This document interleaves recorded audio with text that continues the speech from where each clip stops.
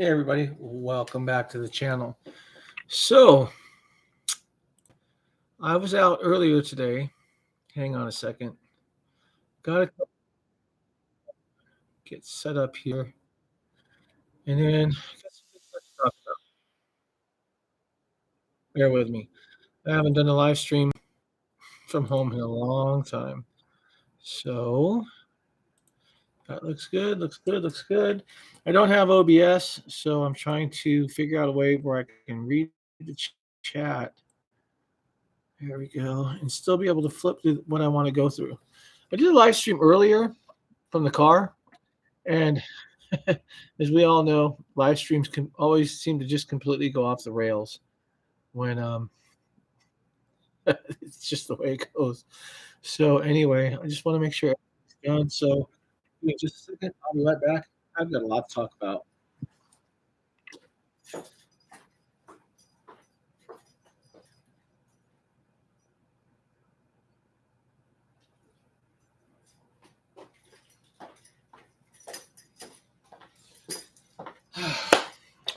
All right. Well, thanks everybody for coming back and get this taken care of here.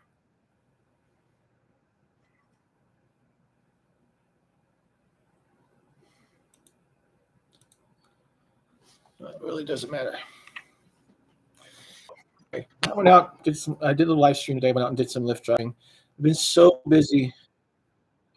I really, okay. I don't know if I'm buffering it. It looks like I'm buffering. I'm trying to get it going, but it'll work.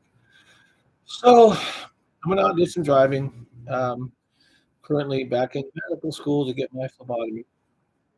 My phlebotomy Tech 1 certification. So that's cool. You know, I've always been into medicine anyway. It's how kind of why I started the channel was to throw a medical twist on rideshare. But anyway, um, why is this? See, hold on a second. I don't want to just see top chat. I want to see all my chat. There we go. All right. So if y'all are here, I see. Smash that thumbs up button and let's get this live underway. I went out and drove for did some driving for Lyft, and I only drive um, when there's bonuses because aside from that, there's absolutely it's at least in the vehicle I own, it's not worth it. In my market, the pickup distances are so far.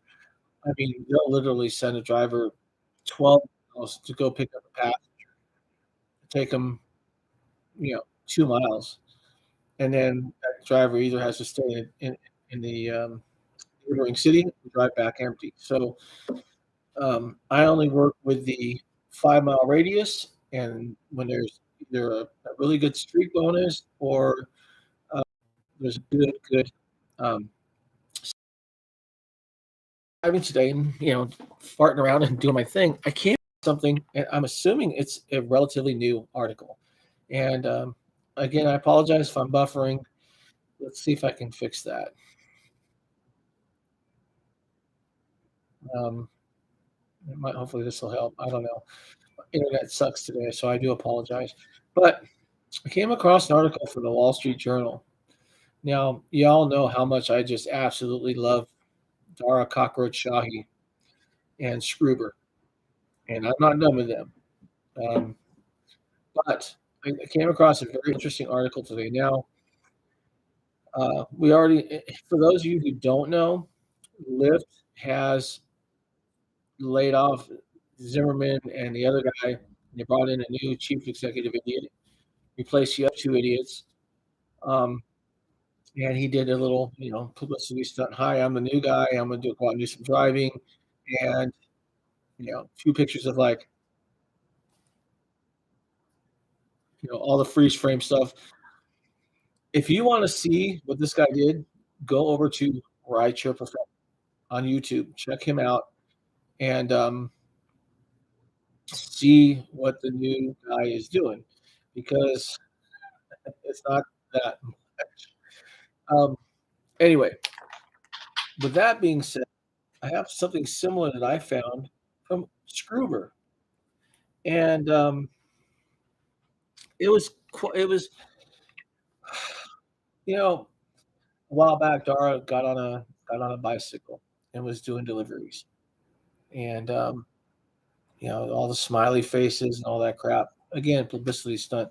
The man, it's a good salesman. I mean, he could probably buy a car from a dealership and drive it for 10 minutes and come back and sell it back to that dealership and make a profit. Uh, he's that good at the be as far as running a company, yeah, as far as his greed, oh, tons of that. But that's not what we're here for. So again, we know Lyft has a new chief executive officer, and if you want to see exactly how that went, go over to Rideshare Professor's channel and check out the video that he did and on the interview that Lyft's new CEO did. It's quite interesting. So let me go over what I came across today. These are all screenshots, so I'm trying to pop through as quickly as I can. Please join the chat. Thumbs up if you like the information, whatever. Get involved. Put it. I really want your input on this. Like I said, you all know that I had a lawsuit against Uber, and I shot myself in the foot, and it sucks because I knew what I was doing, and I got so frustrated. I dropped the ball. But whoops, sorry, we're not done. That is we've all just begun. I'm not done with Uber. So anyway, this is what I came across today. All right, this is from the Wall Street Journal. It says CEO Dara Kosroshahi in the gray Tesla he uses to drive passengers in San Francisco. It just shows a picture of him with a photographer in the back seat. Let's stick with me on this, okay? You're going to hear things that if you drive for Uber or if you're in this industry, are completely BS. So here we go.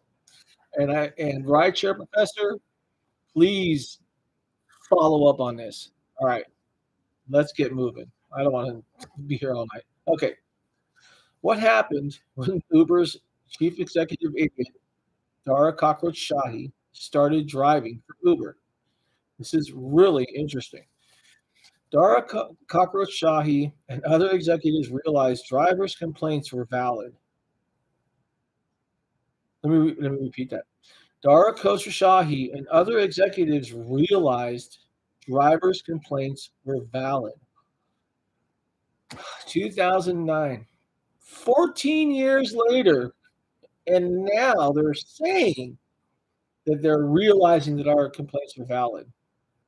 Wow. Okay, like they weren't before. Okay, they revamped the app, helping Uber attract workers and extend its lead on Lyft.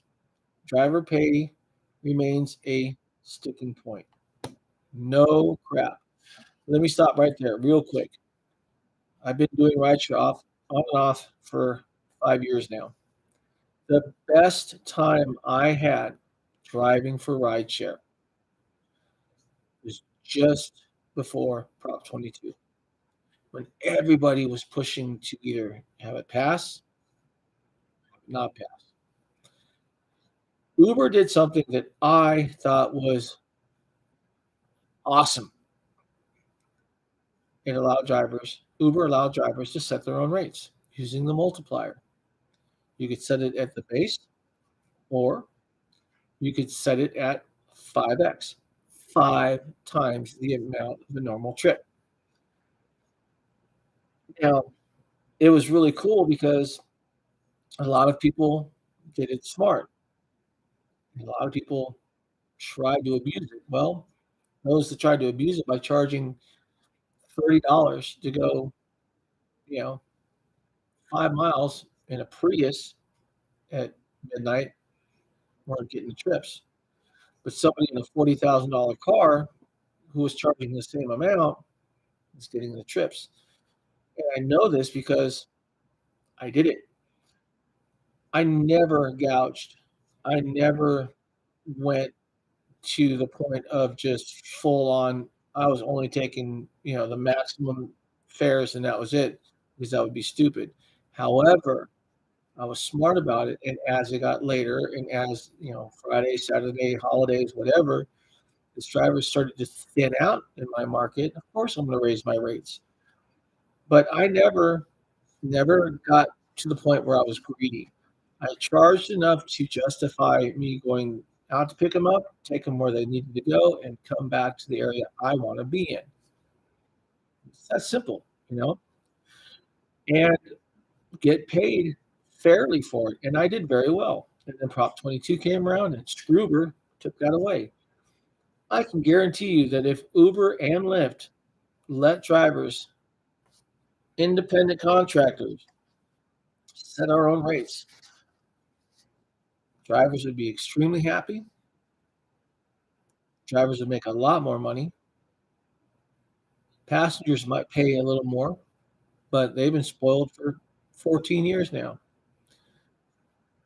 And Uber and Lyft would make a lot more money. If drivers make more, Uber makes more, Lyft makes more. Work cohesively, rideshare could be a fun thing again. Till something like that happens, though, I doubt it. So let's continue back to Uber and Dara Kosroshahi. After 5 years of running Uber, stock is currently up 0.19%. Dara Kosroshahi in September got behind the wheel himself, using the alias Dave K and the gray Tesla Model Y that he purchased secondhand. Dara did not purchase a Model Y, which is the ugliest Tesla of all, secondhand. He may have borrowed it from a friend. There's no way that man bought a used Tesla Y. He may have bought a Tesla Plaid. There's no way that man bought a Tesla Y. Okay, I'm sorry. So that was funny. There's more. Chief executive idiot made dozens of trips as a rideshare driver in the following months, ferrying people around the hills of San Francisco. All right. I'm sorry. I just thought that was funny. Okay, here we go. This is where it starts to get interesting. Let's get to the good stuff. While taking the customer to the airport one evening, he had to ignore frantic phone calls from his chief legal officer who was trying to alert him that a hacker had breached Uber's network. Another trip took him across the Bay Bridge in Oakland, and he swore he'd never do it again after getting stuck in rush hour traffic back to the city. Hmm, we do it every day, right? It was the latest experiment in the chief executive idiot's years-long journey to reinvent driving on Uber. Didn't work, did it? At least not for us. Along the way, struggled to sign up as a driver, saw firsthand something called tip baiting. Now, let's get into that real quick. Tip baiting. I will slam one stars all day long on Lyft if a passenger says, "Hey, man, I will tip you in the app." I got you, bro. Got you. Okay. I wait 4 hours. 4 hours. Technically, I should probably wait closer to the 24-hour period, but I wait 4 hours. If I don't see that tip pop up, guess what? I go back to that ride, go to rate passenger, drop a 1-star rating, and I leave a comment. Passenger lied to driver. That simple. And I submit it. If you say you're going to leave a driver a tip, then leave the damn driver a tip. Don't lie. Don't sit there and blow, smoke up our butts, and then don't do it, because drivers are tired of it. And I'm one of them. I don't play around with these companies. I don't care. I do it for some extra money. There's other things I can do. I just like to drive. If you say, "Hey, dude, I'm going to tip you in the app," and you don't, I'm smacking you with 1 star. I will never see your ass again, and I'm leaving a comment. Passenger lied to driver. So when that passenger calls Lyft and says, "Hey, why did I get slammed? How come my ratings dropped?" Lyft can look it up and go, "Well, apparently you lied to the driver. I don't know what, but so there's justification for the rating. Guess what? It sticks. Trick of the trade. If you're going to leave a one-star rating for a passenger, make sure you document why. That way, when that passenger calls up, it's right there in front of Lyft, and they can explain it to the passenger as to why they got rated so low. Okay, moving forward. Um, so where was it? Oh, the tip baiting and Dara Kosroshahi was punished by the app for rejecting trips. Okay, right there. Uber is deactivating drivers every single second of the day worldwide for rejecting trips. Yet the chief executive idiot, Dara Kosroshahi, is what? He's rejecting trips. Unbelievable. Please hit that thumbs up, you guys. It helps the channel. It helps me because right now, like I said, I'm in school, um, and right now I'm in between jobs, so everything you can do will help. Thumbs up, share this out. Please join the chat. Say something. Let me know you're here. Let me know your thoughts. Let's get into this. Let's mix it up. I've got all day. I don't want to be here all day, but let's do this. Okay, so we got tip baiting and was punished by the app for rejecting trips. And I find that ironic that again the chief executive idiot is rejecting trips, but deactivating drivers who do the same thing. And if that is not the pot calling the kettle black. So anyway, surprisingly hard to take was the rudeness of some Uber riders.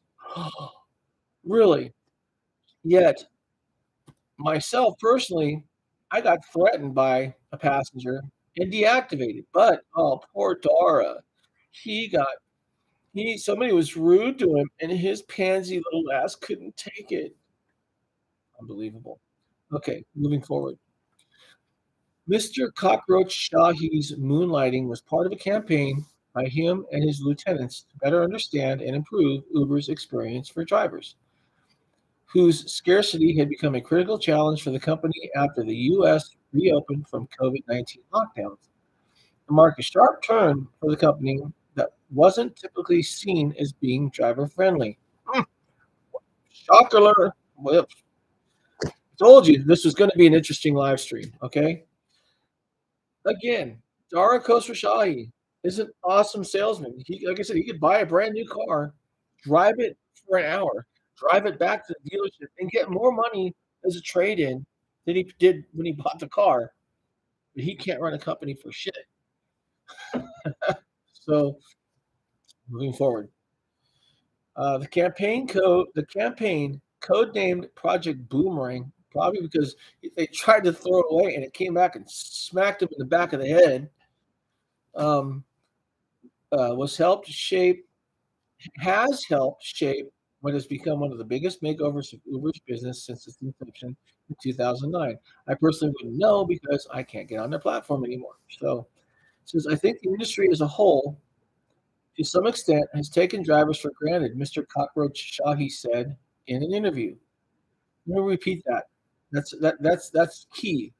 I think that the industry as a whole, to some extent, has taken drivers for granted.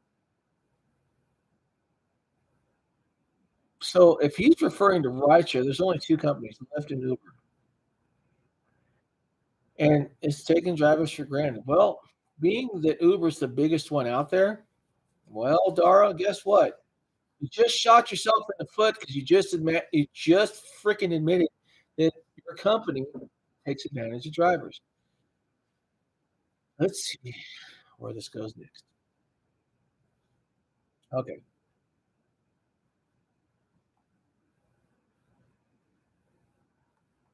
sorry. Um, He hadn't driven on Uber before because it wasn't his biggest priority. No, his biggest priority was ripping off drivers and making as much money as he possibly could. Drivers have always been abundant in supply. The pandemic fueled labor shortage. The pandemic fueled labor shortage forced a company-wide introspection, he said, to re-examine every single assumption that we've made.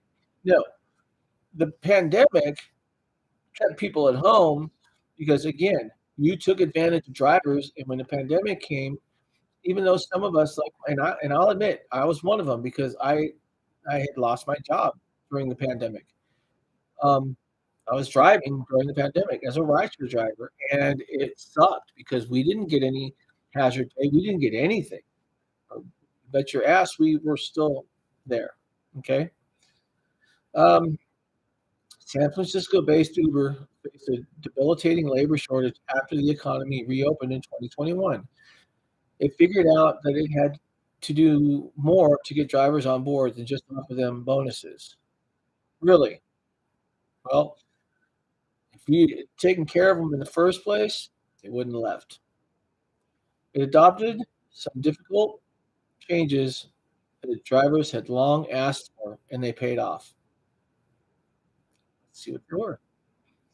Crosstown rival Lyft, whose stock is currently up 0.53% or half a percent, was slower to introduce new driver-friendly features and bonuses.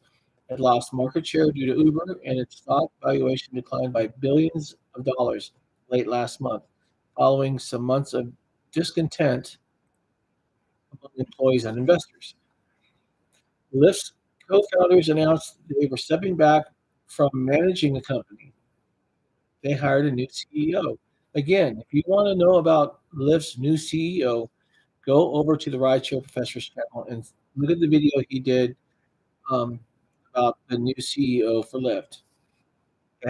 This is more along Torsten's line of videos versus mine. But I wanted to get into this one because I found this really interesting. So moving forward, and again, if you want to ask a question or leave a comment, please do. And hit the thumbs up button if you want. Well, Uber has long had a larger slice of the rideshare market than Lyft. Its driver-focused strategy helped leave its younger competitor behind and put it in a stronger position to weather the current economic um, tumult, said investors and analysts. Uber's rideshare revenue more than doubled in 2022. Really? That's because Uber started taking more of the driver's share and paying the drivers less. Of course, their revenue is going to go up. When you're taking 70% of what a driver is supposed to be making instead of the 20% that you used to, you can make a little money on that. Um, and the company posted its first full year adjusted profits since its founding. Now commands 74% of the U.S. rideshare market, up from 62% in early 2020, according to customer receipts analyzed by market research firm Yippee Data. Yippee Data. Okay, so again, they're making an increase in money because they are what? Ripping off drivers, overcharging passengers here. They're taking a cut this big here, and the driver's making this much on the very bottom end. So, got the monster, David.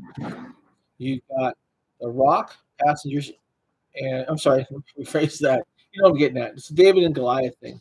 So, um, but unfortunately, we happen to be Goliath because we're going to lose this battle unless we stand up and do something.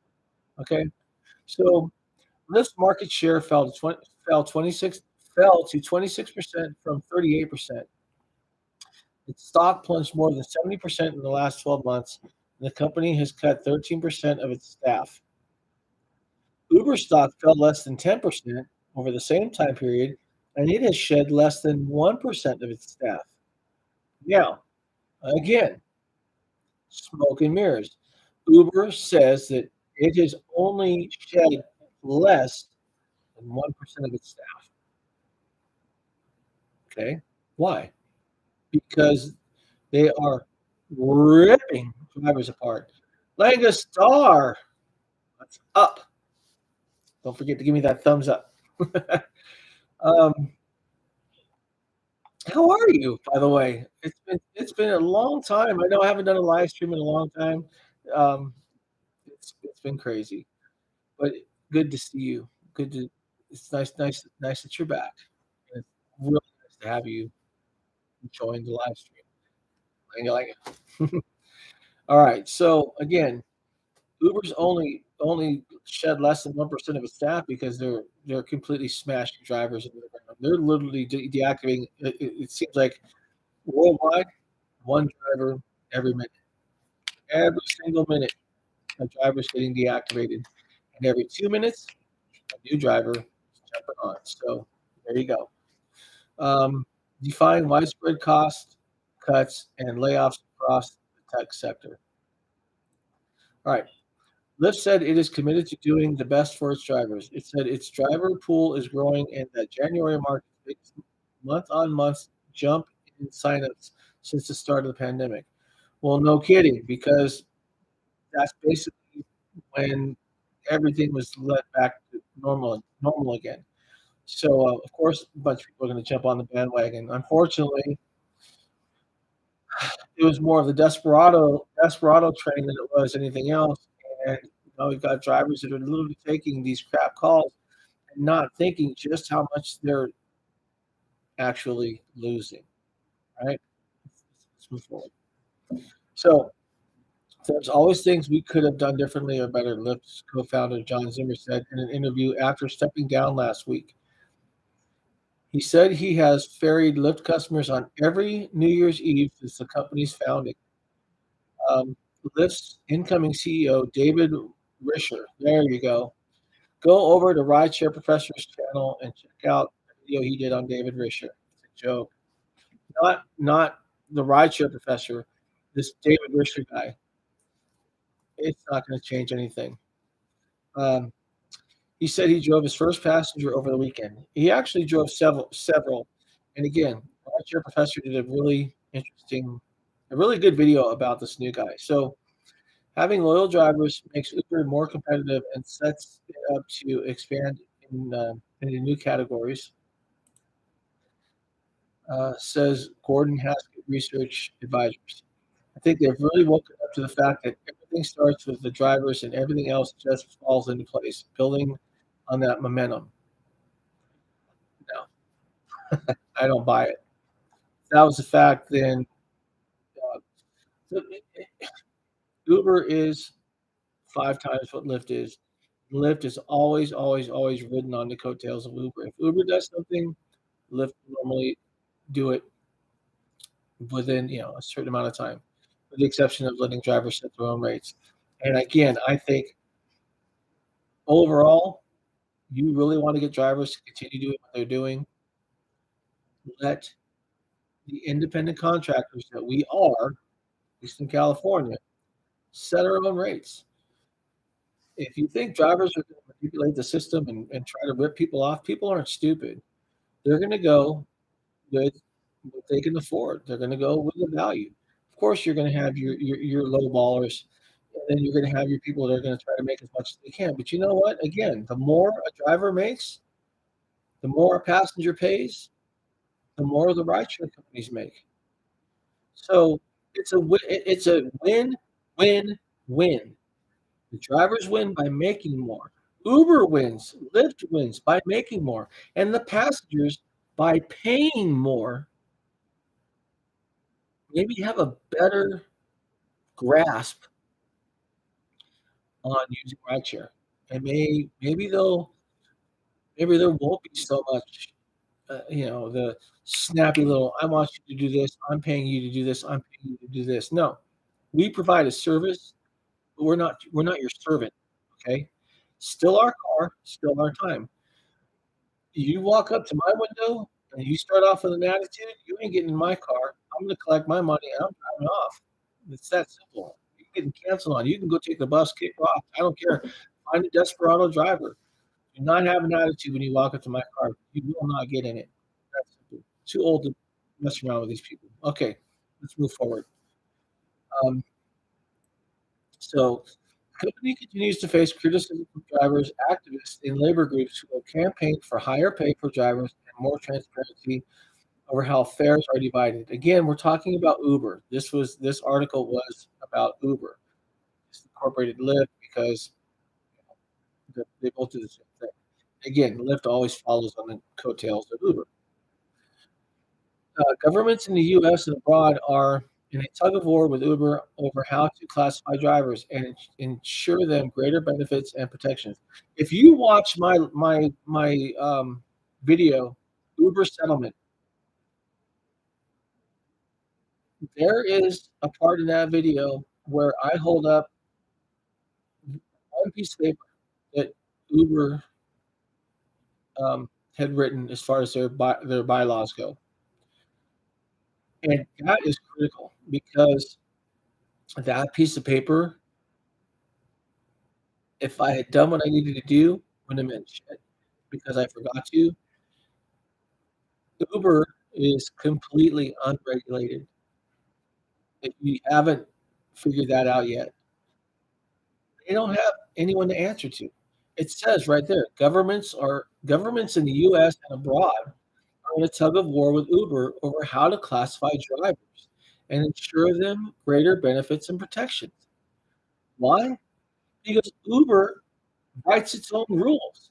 Because of Prop 22, at least in California, and and the way that the ripple effect works, Uber writes their own rules, makes it up as they go, and they get away with it. It's that simple. Okay, moving forward, um, they're very friendly to drivers when they need to, and when they have surplus, they adjust," said Bruce Scalar, a former deputy commissioner for New York City's transportation department. Mr. Scalar said driver pay will remain a sticking point until governments can regulate. There you go. Until governments can regulate. So somebody could regulate um, Uber and rideshare companies. Um, New York City sets a minimum wage for Uber drivers that factors metrics like time spent waiting for trips and driving to them. Uber sets pay across many other U.S. markets. Again, there you go. If Uber says we're going to pay you $5, sorry, my neck is messed up, so I always talking kind of whatever. Anyway, head tilt. Um, try to sit up here and but maybe it's just camera, whatever. Um, so again, Uber sets pay across many other U.S. markets. Now, if you work for somebody and they say we're going to pay you $20 an hour, you're an employee. If you're allowed to set your own rates and be competitive with somebody else, that's what makes you independent. If I'm driving a $40,000 car and I'm making 70 cents and I'm getting paid 75 cents a mile, but the guy driving a 2010 Toyota Corolla is making the same amount, then I'm an employee because there is no competition there. Leather interior, cloth interior, full size performance sedan, grocery getter. 2019, 2010. You see what I'm saying? So as an independent contractor, the only thing that makes us independent is we can swipe the app on or off anytime we want. We don't have a schedule. But if someone's telling you, I'm going to pay you this much money to do this job, and guess what? Whether you want to believe it or not, you're an employee. You just don't know it, or you just can't figure it out. Okay, and that pisses a lot of people off. But you know what? Use your head. Use some common sense. All right, think about it. Independent contractors. There's 3 air conditioning companies out here. I can guarantee you, if I call all three of them are going to give me a different quote. They're independent of each other. But if I call one company that owns 3 subcontractors and they're all charging the same, well, then those subcontractors aren't independent, are they? They may be being referred, but they're not independent. Okay. The ride-sharing business was designed to make money connecting rides and riders without the cost and hassle of having to employ drivers. In reality, Uber and Lyft have had to keep shelling out money to attract both drivers and riders at various points. One reason why they have rarely turned a profit. Well, again, back to letting drivers set their own rates. Let drivers set their own rates. You will have a lot of happy drivers. Drivers will make more money. Uber and Lyft will make more money. Passengers will have to pay more money. Maybe they won't take advantage of the drivers anymore. Again, it's a win, win, win. It's doesn't it's doesn't take a freaking rocket scientist to figure that one out. Let drivers set their own rates. As the economy reopened after the pandemic lockdowns, riders returned at a faster pace than drivers. Of course, everybody wanted to get the hell out of their house. Online delivery businesses that brought groceries and restaurant food to people at home had flourished during the crisis, and gig workers had more options outside of rideshare for the first time. Uber operates in both businesses, which helped it tap some workers Lyft didn't have. Though it was still falling short of meeting rideshare demand, the imbalance pushed ride prices and wait times to record highs. Let me say that again. The imbalance pushed ride prices and wait times to record highs, but drivers didn't see a penny of that increase. Uber at first defaulted on an old formula, financial incentives. In April 2021, Mr. Kosroshahi um, uh, hold on, carved out $250 million in bonuses to entice drivers. The company revealed in August that year that the spending had weighed on its results. Its shares tanked. Investors hammered Mr. Cockroach Shahi, on an evening call, saying that he was spending too much and needed to focus on reducing costs and turn a profit. Again, let drivers set their own rates.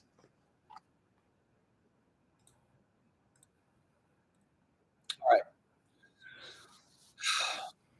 CEO pinched Uber's head of driver operations, Carol Chang, on Slack minutes later.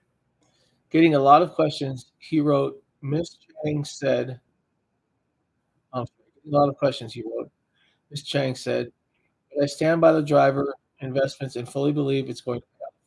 Part of Mr. Cockroach Shahi's conviction came from seeing demand bounce back quickly overseas, where Uber now gets 40% of its revenue. Think about that for a minute.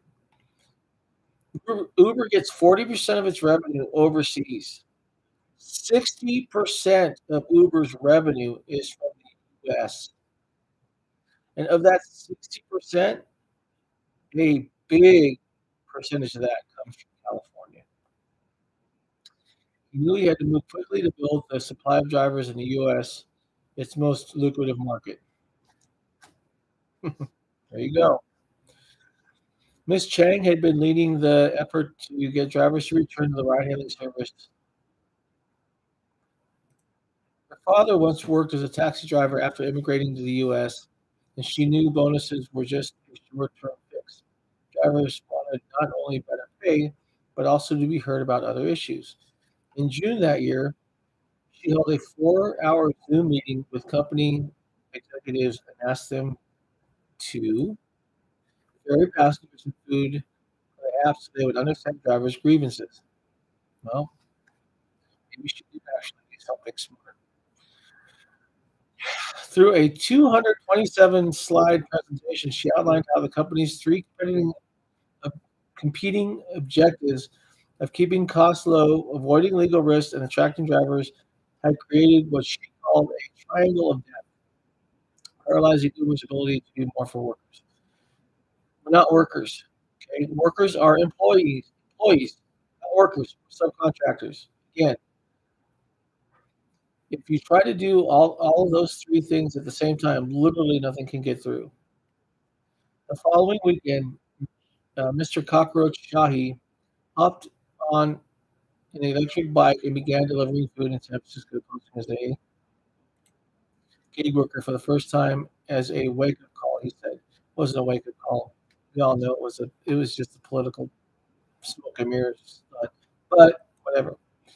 Mr. Cockroach Shahi struggled with Uber's sign-up process, which was different depending on whether workers wanted to drive people or deliver food. The whole experience was pretty clunky, said Mr. Cockroach Shahi. Uber soon created a single sign-up process for its workers and made it easier for them to toggle between rides and food. It began messaging couriers that they could earn more on average ferrying people. The chief executive idiot also learned navigating bustling restaurants for pickups was confusing. Little information provided on where to go. Uber designed a video for delivery drivers so they could finally find their way around. I may have chopped that one off. To um, to restaurants, showing what they should do when arriving and how to manage the app after the food was in hand. Uber would often match Mr. Cockroach Shahi to his next delivery while he was en route to completing an order. One time he clicked on the notification and the app started navigating him to a new address, hiding directions from the current order. New orders are now queued after existing orders, even if drivers click on them, so information about the current order isn't lost. All right. On another occasion, Mr. Cockroach Shahi showed up to a restaurant to pick up what he thought was one order, only to learn that it involved two separate deliveries. Uber was combining orders along the same route. The app didn't make that clear. And of course, when you double up, you only get paid for one of those orders. Again, was bullshit. The company introduced better labeling for trips that involved more than one delivery. Mr. Cockroach Shahi uh, problem also ran into a problem delivery drivers had been complaining about: tip baiting. Customers would entice workers to pick up their food quickly by entering big tips on the app, but then reduce them after the food was delivered. That'll get you a 1-star rating. Uber is still looking for ways to address the practice. At first, it took away delivery customers' ability in some places to lower tips after an order was placed. That makes sense. If you put in a tip amount and it's part of that fare, it's locked in. Unless that ride or trip or food, whatever gets canceled, that tip goes to the driver. Simple. But you know how that works too with the tip stealing. Okay. At first, it took away delivery customers' ability in some places to lower tips after an order was placed, only to discover that it reduced overall tipping. Really? Hmm. People didn't want to be stuck with big tips if their food didn't show up or they received the wrong order. Well, you know what? Shit happens. Things get confused, and you know what? You just get another order. If somebody brings me the wrong food at dinner, if they're professional about it and they go, "Hey, you know what? Let me take care of it. I'm very sorry." Well, you know what? I'm gonna tip them just like I would normally. Have an attitude, yeah, probably not gonna do that. Mr. Cockroach Shahi developed a routine. He would spend the weekends delivering food, then outline glitches and possible solutions on a Google document. He um, he would tag employees and include photos and screenshots to show the issue.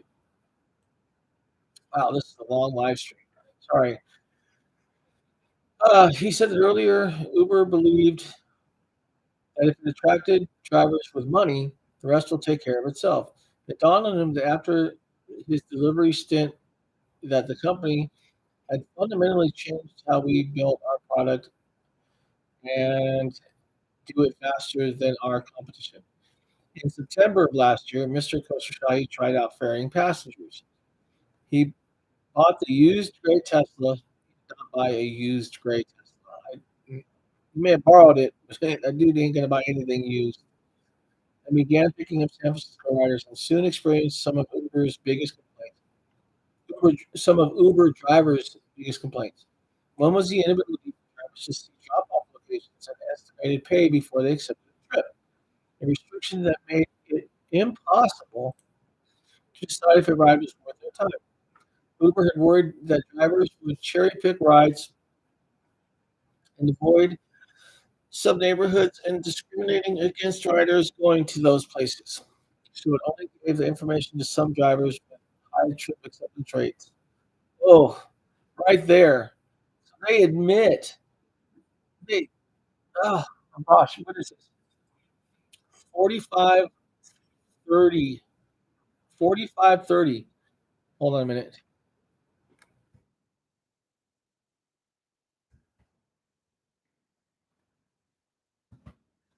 Should have been doing this the whole time. It didn't work, did it? Dang it.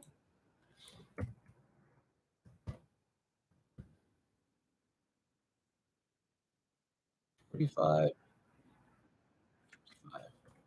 Okay, making a note here.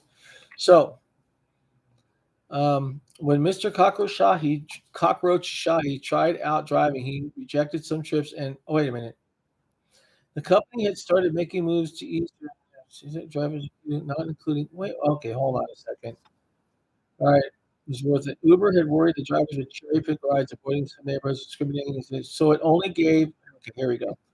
So Uber only gave the information to some drivers with high trip acceptance rates. So again, algorithms. If if you didn't have an acceptable acceptance rate, you didn't know where you were going. Yet their chief executive cherry picked. Unbelievable. Unbelievable. The company had started making moves to ease the issues in July when it began letting all drivers in a few markets, not including San Francisco, see the information. When Mr. Cockroach Shahi tried out driving, he rejected some trips, and the app punished him by taking away the ability to see destinations ahead of time. Ah, there you go. So Uber gets pissed off because we're cherry picking rides because we need to make money. Yet their CEO, their chief executive idiot, Dara Kosroshahi, the most hated man on the planet right now, if you're in this circle, did the same damn thing. And the app went, bad baby, bad baby, bad baby. You know what he did? Hey, this is Dara. Yeah, reset mic. No. All right. Back to normal. The experience was so frustrating that he asked his team to speed up the timetable. Oh my God. Speed up the timetable to all US drivers to see destinations up front without any restrictions. Without any restrictions. Yet, if your acceptance rate drops too low, I don't know. I haven't been on Uber for a long time. Um, but if your acceptance rate drops, do they still cut the upfront information? Because according to this, they don't anymore. It is March 7th, 2023. According to this article today, Uber drivers are able to see upfront prices and destinations without any restrictions. Period. Is that true? I would love to know.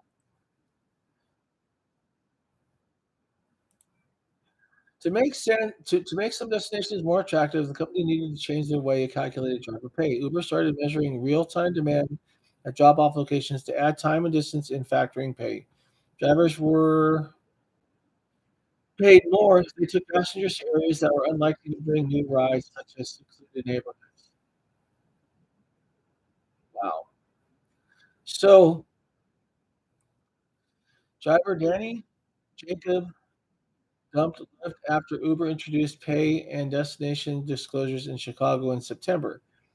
He said the he said the ability to see where he was going and the value of the ride was liberating, and Uber kept him busier because he could switch between rides and food delivery. Mr. Jacobs said Uber still has a long way before it could call itself driver friendly, but the move signaled that it was willing to listen after years of us banging our heads against the wall. Driver engagement at Lyft dropped after Uber's summer rollout, according to people close to Lyft. The company's product manager scrambled to match Uber's changes, replicating many features months later. Again, Uber rides on the coattails of Lyft. Other Uber executives are driving too and coming up with improvements.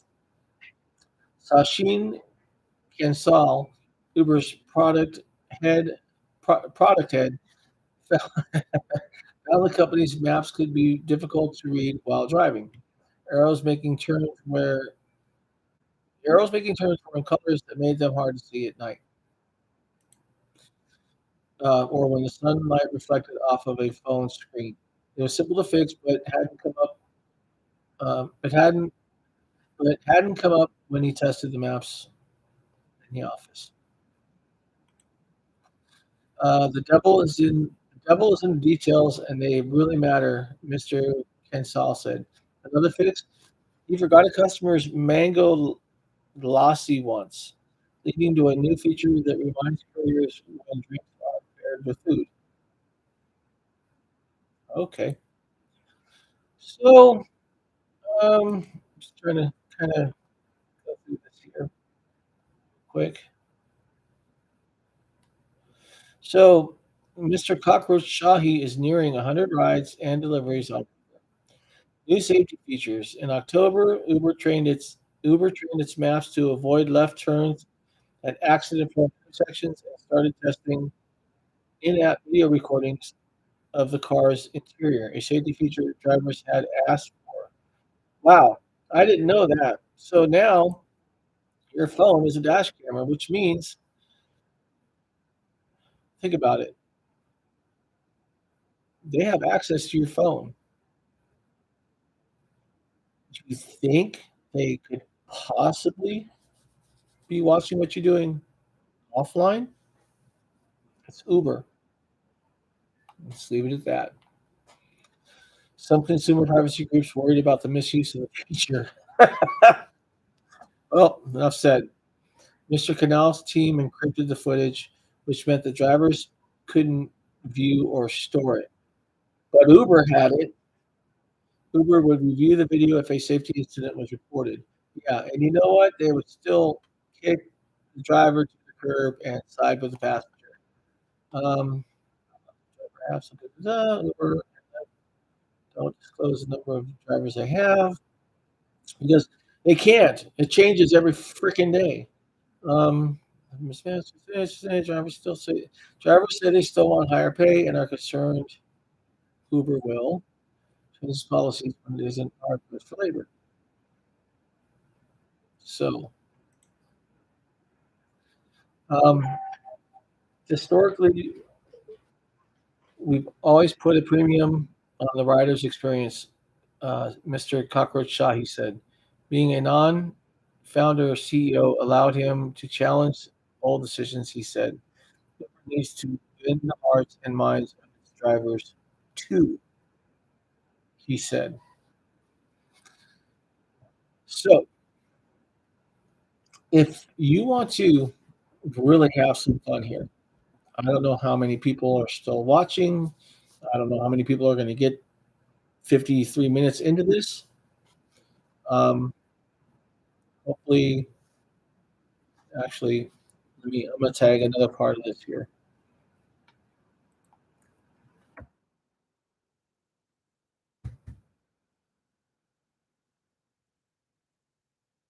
we go.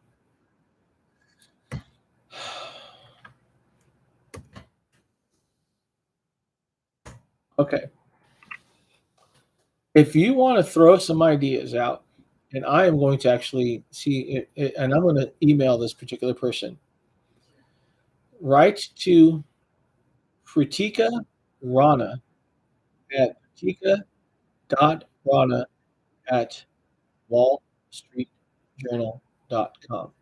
I'm going to add this link into the description when this is done processing on YouTube. But if you're watching or you just happen to be here on this timestamp, PREETIKA dot RANA at WSJ dot com. Again, I'll put that down here, down there. Email them and let them know what you think. Flood that email as it with driver complaints. The biggest complaint, first and foremost, should be safety. Second should be pay. Safety always comes first. Okay, pay obviously is your second. I'm going to personally email this person, and I will let you know if they get back. And email them not so much about safety as I am about setting our own rates. What happened about me getting deactivated after I was threatened or assaulted or whatever you want to call it. And I highly, highly encourage drivers to do the same. Again, the link will be right down here. Email this person and let them know whether you drive for Lyft or Uber. Let this person know what your concerns are. Do you want to be able to set your own rates? Hell yes. Do you want better safety features? Hell yes. Do you want to be able to choose the rides if you can't set your own rates? Absolutely. Do you want to know where that ride is going? Absolutely. Do you want to know how much you're going to get paid for that ride? Hell yes. Send all your complaints to this person. Give this person another article to write. This was a really good article. I found it very enlightening. We're an hour into this live stream.